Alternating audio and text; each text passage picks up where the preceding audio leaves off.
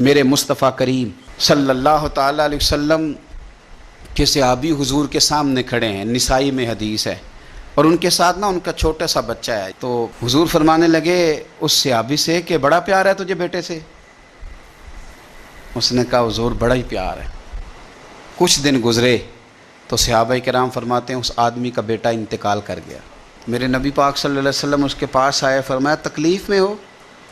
بول نہ سکا پر آنسو نکل آئے۔ یا رسول اللہ صلی اللہ تعالیٰ علیہ وسلم میں بڑی تکلیف میں ہوں۔ تو حضور نے فرمایا کیا تو پسند کرتا ہے کہ جب تو جنت میں جائے تو جس دروازے سے بھی داخل ہونے لگے تیرا بیٹا سامنے کھڑا ہو اور تیرا انتظار کر رہا ہو، تیرا پتر سامنے کھڑا ہو؟ پسند کرتا ہے؟ تو وہ کہنے لگا حضور میں پسند کرتا ہوں۔ تو حضور نے فرمایا پھر تیرا بیٹا تیرا انتظار کرے گا۔ قریب صحابہ کھڑے تھے، کہا یا رسول اللہ یہ اس کے لیے ہے یا جس کا بھی بیٹا انتقال کر جائے سب کے لیے ہے؟ تو میرے محبوب نے فرمایا یہ سب کے لیے، جس کا بھی بیٹا دنیا سے جائے گا وہ جنت میں پہلے اپنے ماں باپ کے انتظار کے لیے کھڑا ہوگا۔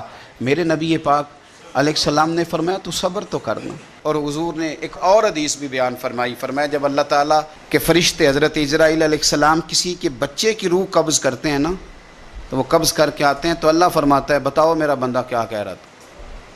تم اس کے جگر کا ٹکڑا لے آئے ہو، اس نے کیا کہا تھا؟ ایسا تو نہیں نا کہ مالک بے خبر ہے، وہ تو سارا کچھ جانتا ہے نا، بتاؤ وہ کیا کہتا تھا؟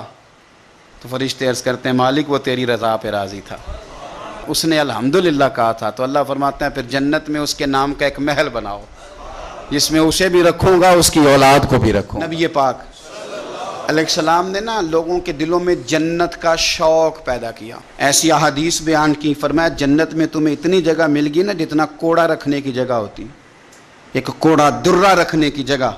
فرمایا سمجھ لینا دنیا بھی مل گئی آخرت بھی مل گئی۔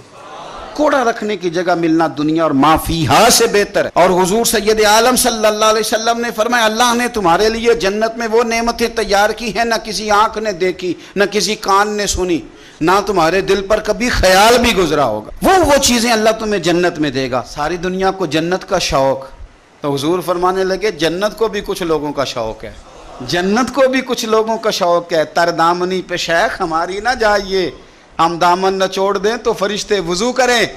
کہا کچھ لوگوں کا جنت کو بھی شوق ہے، یا رسول اللہ وہ کون کون ہے؟ تو حضور نے فرمایا میرا سلمان فارسی، میرا مقدام، اور فرمایا میرے علی المرتضیٰ شیر خدا۔ فرمایا یہ تین بندے ہیں کہ جنت کو بڑا ہی شوق ہے کہ یہ جلدی جلدی جنت میں آ جائیں۔ جنت ان کا شوق رکھتی ہے، جنت کو شوق ہے کہ یہ آئیں جنت کو۔